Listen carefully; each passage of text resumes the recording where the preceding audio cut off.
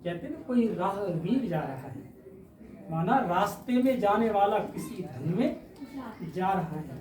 वो धुन जो कभी राम की धुन थी, कभी कृष्ण की धुन थी, आज एक बाबा धुन है।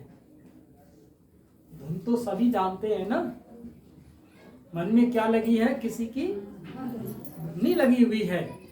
तो बाबा धुन माना हम चले जा रहे हैं, जिए जा रहे हैं, हर पल हर क्षण अपने आप को सफल किए जा रहे हैं। उन्होंने ये शब्द कहा है जिन्होंने बाबा को जान भी लिया है, पहचान भी लिया है और मान भी लिया है। लेकिन वो लोगों के दिल में ये बात अभी नहीं उतरती, उन लोगों के दिलों में, कि जो तुमने कहा बड़े गर्व से कि बाबा मिला तो सब कुछ मिला, उनके दिल में ये बात नहीं उतरती। कारण क्या है? इसका ही तो हम बच्चों को निवारण करना है। आज ये जो दोपहर है, कहते हैं एक शाम होती है जो किसी के नाम होती है, भजन संध्या, कहते हैं ना, भजन संध्या, भजन की शाम होती है। एक दोपहर है ये दूसरा जो पहर है, ये किसके नाम है? ये उनके नाम है जो आज सब यहाँ पर ऐसी गर्मी में आकर के आप लोगों ने अपना कीमती समय निकालकर अपने घरों को किसी के ऊपर छोड़कर, या जिनकी व्यवस्थाएं हैं जैसी हैं उनको उनके ऊपर जिम्मेदारी छोड़कर आपने एक कीमती समय निकाल कर आप यहाँ पहुंचे हैं। नहीं तो ये जीवन एक बालू के ढेर की तरह है, एक क्षण में वो बदल जाता है, खिसक जाता है। लेकिन जब बाबा एक स्थिर नाम, बाबा एक स्थिर शब्द, अभी जो पहले समझाया ना, कि अगर इस समय को अगर आपने नजरअंदाज कर दिया तो ये श्राप भी बन जाएगा, और आपने इस समय को अगर अपने जीवन में पहचान लिया तो ये हमारे जीवन में एक वरदान भी बन जाएगा। ये दोपहर हमारे लिए वरदान बनने वाली है। अगर कोई किसी से पूछता है कि भगवान हमें क्या देगा, तो सोचिए कि भगवान हमको क्या देगा। तो किसी के दिल में होगा कि भगवान हमको बहुत धन देगा। वो कहते हैं भगवान हमको इस साल हमारी खेती में भरपूर कर देगा। वो कहते हैं क्या भगवान हमारी तनख्वाह को, वेतन को बढ़ा देगा, हमारी सैलरी में एक इंक्रीमेंट लग जाए, ऐसा हो जाएगा, भगवान हमारे घर को बहुत अच्छा बना देगा। उनके दिल में है कि हमारे घर में एक बहुत एक संतान की उत्पत्ति बन जाए, संतान हमारे घर में आ जाए, सुख उसका अनुभव होगा।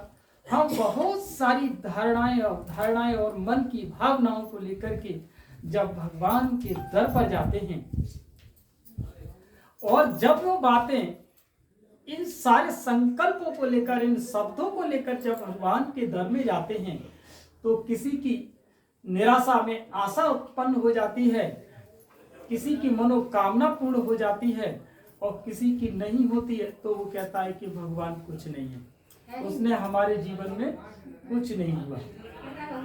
लेकिन भगवान का मतलब क्या है ये समझना होगा। भगवान का मतलब है भासे भूमि। इस धरती पर रहते वो क्या है? भूमि। गा से मतलब है गगन, और वा से मतलब है वायु, और आके डंडा जो लगा हुआ है उससे मतलब है आकाश, और ना से मतलब है नीर। माना भगवान, माना भूमि, गगन, वायु, आकाश और नीर, माना जो 5 तत्व हैं, माना इन सब से जो परे है, हम सब इनसे परे नहीं हैं। हम सब इस प्रकृति के पांचों तत्वों से क्या है, जुड़े हुए हैं।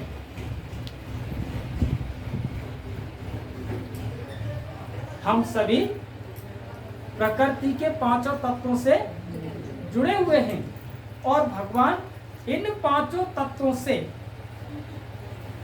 भगवान इन पांचों तत्वों से परे है। अब वो हमको क्या देगा, यही समझना है। यही समझ अगर आपके यहां आ गई तो आप समझ जाएंगे कि भगवान हमको क्या देगा, और देगा तो हमारी किस्मत कैसे पलटेगी। क्योंकि ये दोपहर वरदान बनने वाली है।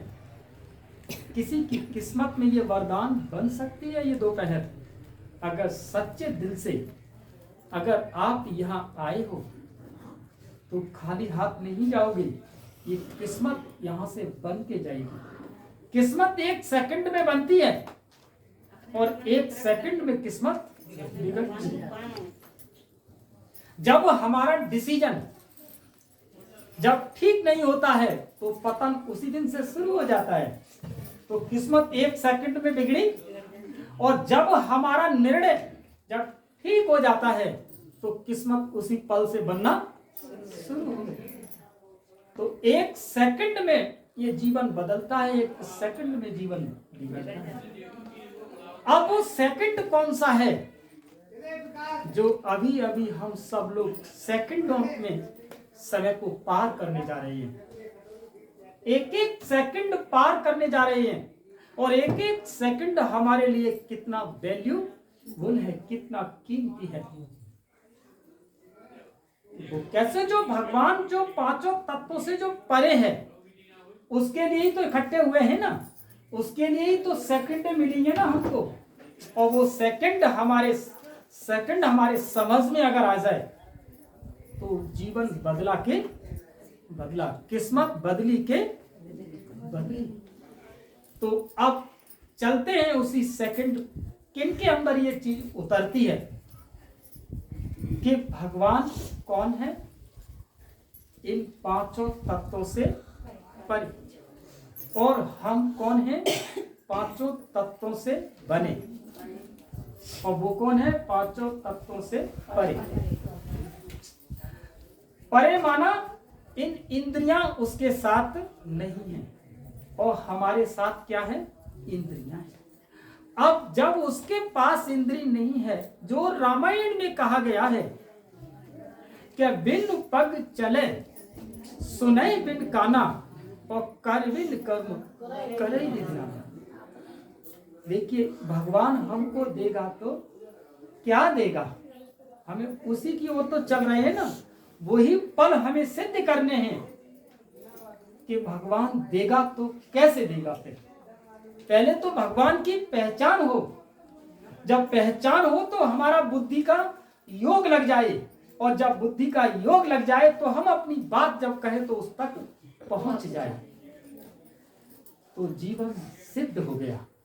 हम जिस लिए आए थे वो हमारा जीवन सिद्ध हो गया। क्योंकि संसार भगवान की खोज में आज भी साधु संत महात्मा सन्यासी सब भगवान की खोज में लगे हुए हैं, उसकी तड़प में लगे हुए हैं, लेकिन आज भी उनकी प्यास बुझ नहीं रही। वो नोटों के भगवान तो हो चुके, कुछ हिंदुस्तान के भगवान तो हो चुके, लेकिन अभी अंदर से उनके कोई न कोई तड़प बाकी है। हम बेतड़प हैं, अब हमें तो वो मिल चुका है। अब तड़प अगर है तो उसने कोई दृश्य उसने सामने किया है और कहा इसे साकार कर, तो उसकी तड़प है। लेकिन वो तड़प नहीं है जहां व्याकुल का हो। तो आज हम उसी मर्म को समझना है, उसी बोध को हमें समझना है कि जो पांचों तत्वों से जो परे है वो आखिर में हमसे कैसे मिलेगा, वो हमसे कैसे रूबरू करेगा, वो हमसे कैसे अपने दिल की बात सुनेगा, अपने दिल की बात कहेगा और तुम्हारे दिल की बात को सुनेगा। यही बात कैसी हो जाए, क्लियर हो जाए। तो जो पांचों तत्वों से परे, जिसे रामायण ने कहा, क्या क्या बिन पग चले सुनै बिन काना, माना उसके पैर नहीं है, उसके कान नहीं है, उसके मुख नहीं है, उसके हाथ पैर नहीं है, लेकिन करे विधि नाना, लेकिन वो विभिन्न प्रकार के कर्म करता है। तो फिर वो भगवान कैसा होगा, एक प्रश्न अंदर आया, एक अंदर प्रश्न पैदा हुआ कि भगवान को हमें यूज करना है। क्या करना है? भगवान को यूज करना है, भगवान को मुट्ठी में बांध लेना है। और जब तक कहते हैं ना कि मैंने, आप लोग तो अपने बेटे को, कोई अपनी बहू को, कोई अपने पति को किस में बांध लेती हो? वो तो मेरी किसमें है? मुट्ठी में। तुमने कभी भगवान को अपनी मुट्ठी में किया है बंद? भगवान को कभी आपने अपनी मुट्ठी बंद किया है? अपने अपने जीवन साथी को, अपने अपने युगल को तो मुट्ठी बंद कर लिया है। ये कहते हुए बहन क्या, हाँ कि वो मेरे बिना कदम तो उठा के देख ले, तू लगा ले कितना भी जोर लगाएगा, तो किसमें कर लिया है तुमने उनको? अपनी मुट्ठी में। कभी तुमने भगवान को अपनी मुट्ठी में बंद किया है? अरे भगवान को जिस दिन मुट्ठी में बंद करोगे, वो कहेगा बच्ची खोल तो दे, मुझे रेस्ट तो लेने दे। तो तुम जब मुट्ठी खोलोगी तो समझ जाओगी कि भगवान को यूज कैसे किया जाता है। और यूज तो तब करोगी जब हम उस चीज को समझ जाएं। तो रामायण इतनी मोटी है, और मैंने अभी आपको एक चौपाई के द्वारा उसकी एक आकृति कैसे होगी, ये मैंने आपके ऊपर छोड़ा है कि वो प्रकृति के पांचों तत्वों से कैसा है, परे है। वो हमारे और आपके जैसा नहीं है, लेकिन वो हमें और आप में वो आता है, वो हमें और आप में आता है, लेकिन वो हमारे जैसा नहीं है। हमें वो अपने जैसा बनाता है, लेकिन हम उसके जैसा बन नहीं। रामायण क्लियर हो गई?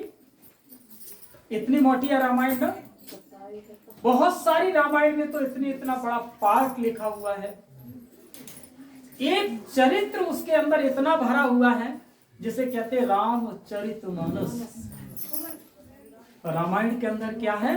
रामचरित, माना रामचंद्र जी के चरित्र का वर्णन करते चले आए और कर रहे हैं, लेकिन हम आज तक राम राज्य स्थापन कर नहीं पाए, क्योंकि कथनी और करनी हमारी एक नहीं हो पाई। अब उठाते हैं गीता। गीता में सारा अगर ज्ञान का जो प्रकाश अगर फैला है, अपने मन की एकाग्रता को बनाए रखना। मैंने कहा ना, हम उस पल की ओर जा रहे हैं जहां हर पल हर समस्या का समाधान है। क्योंकि जब तक हम भ्रम से नहीं निकलेंगे, तब तक कुछ हम अपने जीवन में सफल नहीं कर सकते। समय को जिसने सफल नहीं कर पाया, वो कभी आगे बढ़ नहीं सकता, क्योंकि उसको समय का सफल करने का अनुभव ही नहीं है। तो भगवान को क्या यूज करेगा? भगवान को यूज करने वाला समय को क्या करता है? सफल करता है। तो इतनी मोटी रामायण, शिव द्रोही मम दास कहावा, दो नर मोए सपने। अगर रामायण के अंतर्गत अगर ये चौपाई का व्याख्यान है कि शिव द्रोही मम दास कहावा, वो नर मोए सपने नहीं भावा, माना जो शिव का द्रोही है वो मनुष्य मुझे स्वप्न में भी पसंद नहीं। तो ये शब्द किसने कहा? राम ने कहा या तुलसीदास ने लिखा? जिसने रामायण लिखी, या रामचंद्र जी रामायण के कौन थे? मर्यादा पुरुषोत्तम श्री राम, उन्होंने ये बात कही। अगर उन्होंने ये बात कही तो उन्होंने ये कहा शिव द्रोही, कि जो शिव का जो द्रोही है, जो शिव को नहीं मानता है, वो मैं उसको स्वप्न में भी पसंद नहीं करता। अब सवाल यहां उठता है कि वो शिव और शंकर में अब कंफ्यूज पैदा होता है, क्योंकि कुछ तो शिव को ही शंकर समझती हैं और कुछ शंकर को ही शिव समझते हैं। तो अब बात यहां पर ये आती है कि शिव द्रोही, तो रामचंद्र जी ने जब जल चढ़ाया तो किसके ऊपर चढ़ाया था? शंकर जी के ऊपर या शिवलिंग के ऊपर?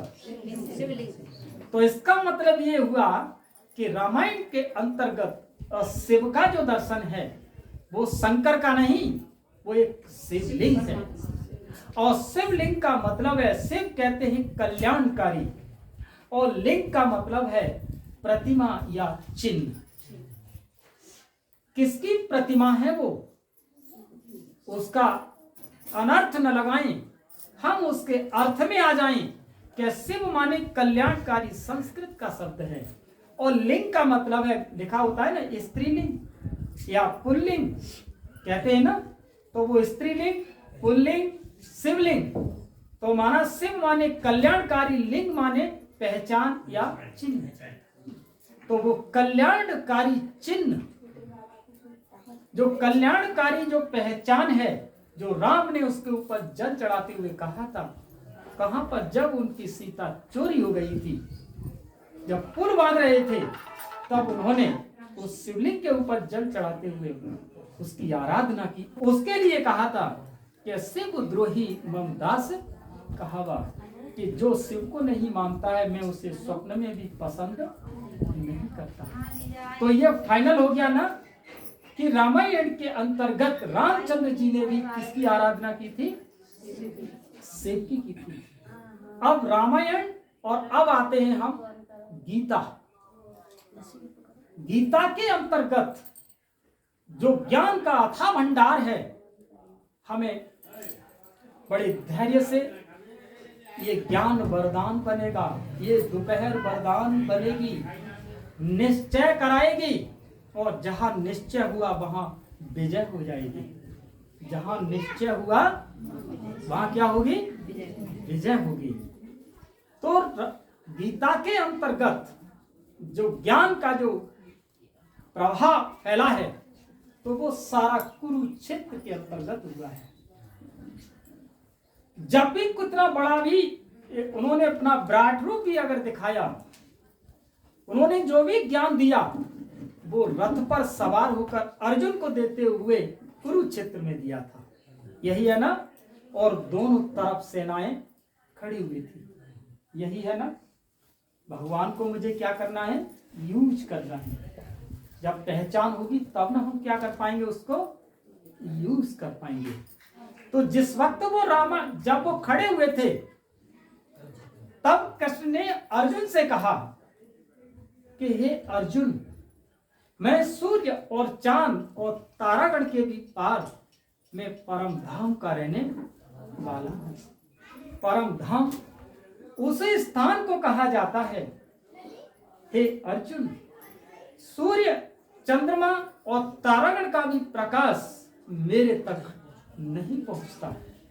उसी का नाम परम धाम है, उसी का नाम निर्वाण धाम है, उसी का नाम शांति धाम है। वो है सोल वर्ल्ड कहते हैं उसे आत्माओं की दुनिया कहते हैं। वहां पर हम सबका कौन है? वो डायरेक्टर माना, क्योंकि वो ये कहते हैं अर्जुन, मैं उस धाम का रहने वाला हूं जहां तक सूर्य और चंद्रमा का भी प्रकाश मेरे तक नहीं पहुंचता। लेकिन खड़े कहां थे वो? और कुरुक्षेत्र में तो वो खुद धूप में खड़े थे। कुरुक्षेत्र में कहां खड़े थे वो? रात को चांदनी में, धुंध में, अरे घोड़ों की टापों से जो धूल बिखर रही थी, उस धुंध में थे। और वो ये कह रहे थे मैं वहां का रहने वाला हूं जहां पर इन सब का प्रकाश मेरे तक। और वो खुद कहां खड़े थे? उसी धूप में खड़े थे। तो भला भगवान को पहचानने की बात बता रहा हूं भाइयों।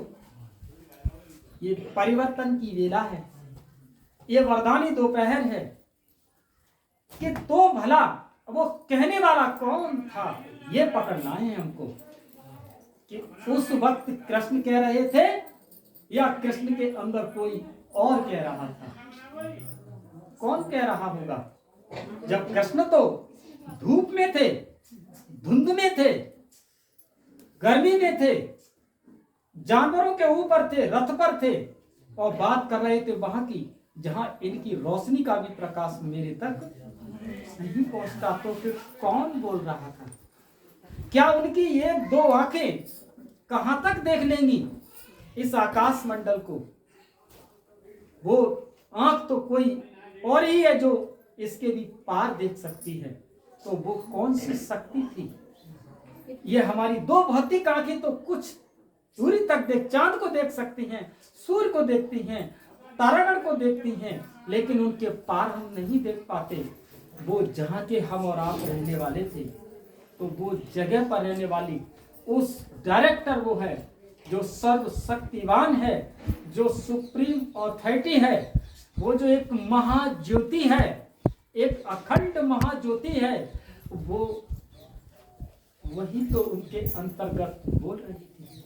उस वक्त उनके अंदर जो कनेक्टिविटी जुड़ी हुई थी, उनका जो कनेक्शन था, तब भला वो हाथ उठा करके वो यो कह रहे थे, ए अर्जुन वो सामने है जयद्रथ और सूर्य निकल आया। क्योंकि वो समाधि में समाधिस्थ होने के लिए अर्जुन रथ को छोड़ चुका था, अपने जीवन को खत्म करने जा रहा था और ऐसे हाथ उठाया था तो वो सूर्य ढक गया। और जब हाथ उठाया तो सूर्य निकल आया और कहा, अर्जुन क्या देखते हो? सामने जयद्रथ है, उठाओ गांडी और अपनी प्रतिज्ञा को पूर्ण करो। वो क्षण क्या थे? क्या उनके वो हाथ उठाने से वो सूर्यास्त हुआ? क्या वो ये ड्रामा की एक एक सुई की जो टिक टिक जो यहां चल रही है वो फिक्स है?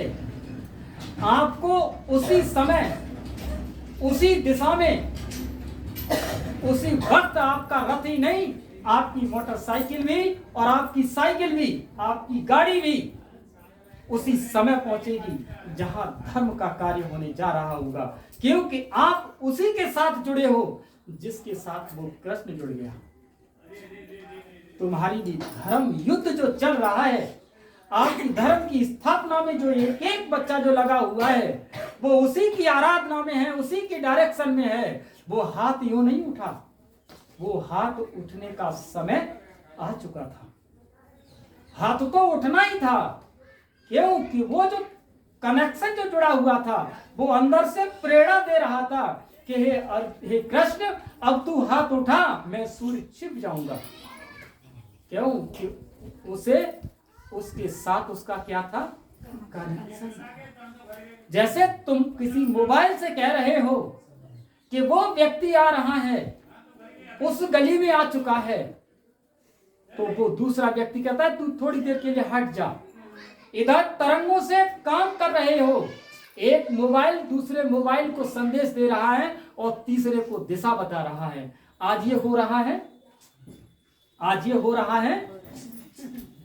तो ये मोबाइल बनाने वाला एक इंसान, हम करोड़ों दूर की जानकारी लेकर के एक दूसरे को इधर उधर कर रहे हैं, तो क्या ये हमारा शरीर रूपी जो यंत्र है वो सुप्रीम टावर के साथ जब कनेक्टिविटी जुड़ी होगी तो तुम्हारा हाथ भी उसी के अनुसार उठेगा और सूर्य छिपेगा और सूर्य निकलेगा और जयद्रथ मारा जाएगा। आप लोगों का भी हाथ उठेगा, आशीर्वाद बनेगा और धरती पर स्वर्ग आ जाएगा। बोलो